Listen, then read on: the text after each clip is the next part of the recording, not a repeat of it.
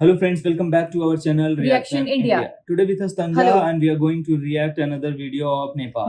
तो just because of Nepal क्योंकि बहुत सारी कंट्रोवर्सी चल रही है एक ऐसी मूवी को लेकर जो भी हाल ही में रिलीज हुई है और उस मूवी का नाम है आदि पुरुष।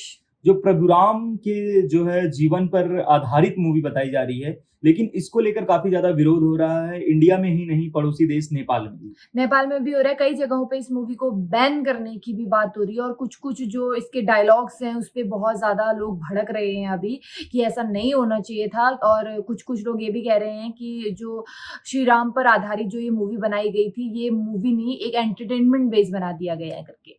तो देखते हैं और साथ-साथ में डायलॉग्स के साथ भी काफी चीजें छेड़खानी की गई है और इस वजह से नेपाल में भी इसको बैन किया जा रहा है क्योंकि नेपाल में भी जितनी प्रभु श्री राम की आस्था है उतनी माता सीता की जन्मभूमि है नेपाल, तो वहां से आती हैं और इसमें एक डायलॉग है कि ये भारत की बेटी है, तो इस वजह से उनको थोड़ा ऑफेंसिव है और रामायण से छेड़खानी की गई है ऐसा उनको लगता है। तो ऐसा मतलब इंडिया में भी है और नेपाल में भी है, तो इस चीज को लेकर जो है बैन की मांग की गई है और पूरी हिंदी फिल्म को बैन करने की मांग की गई। तो देखते हैं पूरा क्या है मैटर, उसके बाद बात करेंगे। रहने वाला है व्हाई इज नेपाल अगेंस्ट आदि पुरुष।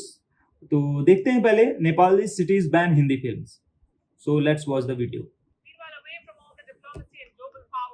Bollywood film is making a splash, not in a way that its makers would like it to, but that's how it is. I'm talking about Adi Purush, a film inspired by Ramayana. Adi Purush has been in the middle of controversy from the word go, and the latest one came from Nepal, India's neighbor. Two Nepalese cities, including the capital city of Kathmandu, have released fresh orders. They've banned the screening of all Bollywood Nepal के काठमांडू में ban कर दिया गया है। Purush has been banned across Nepal. So what is this controversy about? And why has it escalated? Our next report tells you. This is Adi Purush, an Indian Hindi film inspired by the Hindu epic Ramayana. It depicts the victory of the Hindu god Ram over the demon king Ravana after the latter kidnaps his wife Sita, who is the female protagonist of the Ramayana. Now, one thing is important to remember here. Nepal, the landlocked South Asian country, prides itself on its connection to Sita, who is believed to hail from Janakpur in Nepal, where her father, King Janak, had his kingdom. And because of her roots, Sita is also known as Janki, meaning the daughter of Janak. And this is what Sita is called in Adipurush as well. Her character's name is Janki in the movie. Janki. Even so, a dialogue Nepal the daughter of India.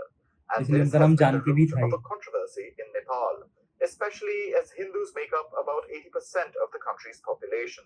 So initially Kathmandu, the Nepalese capital, issued directives saying that Bollywood films will not be screened in the city until this quote-unquote objectionable line is deleted from the movie. And this protest is being spearheaded by this man, Balendra Shah. He's the mayor of Kathmandu.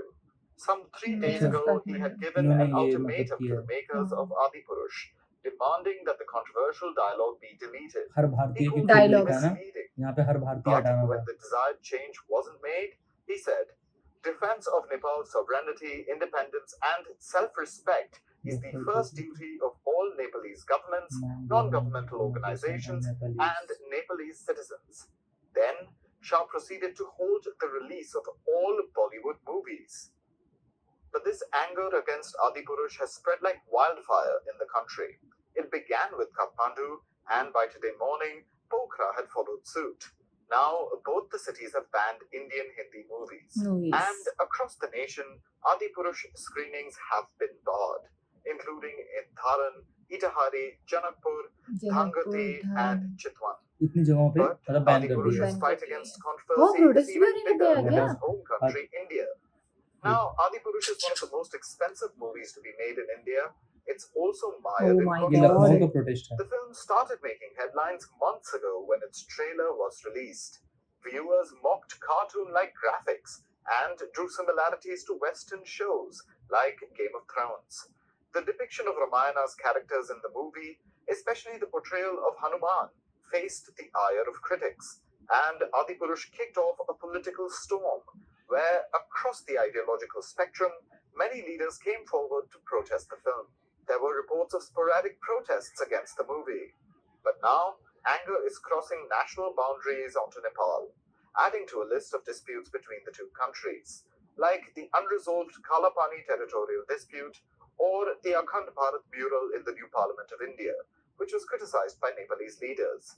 And now Nepal's ties with India may be further strained because of a movie that is making waves not only in India but also abroad, just not in the manner one would expect. So वही matter था जो अभी हमने आपको बोला, पहले बोल दिया था कुछ कि- डायलॉग्स पे है हाँ। और जो एपिक रामायणा है तो उस रामायण के साथ कुछ छेड़खानी की गई है स्टोरीज के साथ और डायलॉग्स के साथ, ऐसे ऐसे डायलॉग्स हैं तो जो लोगों को नहीं पसंद आ रहा है।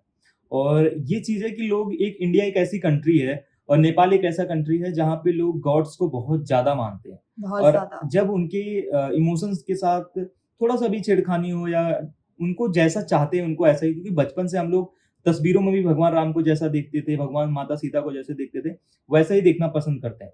तो इस वजह से लोगों के मन में वो चीज है और वो चीज वो अगर उसके साथ छेड़खानी थोड़ी सी भी की जाए, चाहे आप उससे एक हो सकते हैं ना इंस्पायर होकर मूवी बना रहे हैं, आप कहते हैं रामायण नहीं बना रहे, लेकिन रामायण से ही इंस्पायर होकर मूवी बना रहे हैं, तो लोगों को उसमें भी कैरेक्टर के साथ अगर छेड़खानी हो, उनके डायलॉग्स के साथ छेड़खानी हो तो उनको पसंद नहीं है, जिसकी वजह से ये मूवी बाइकआउट की जा रही है।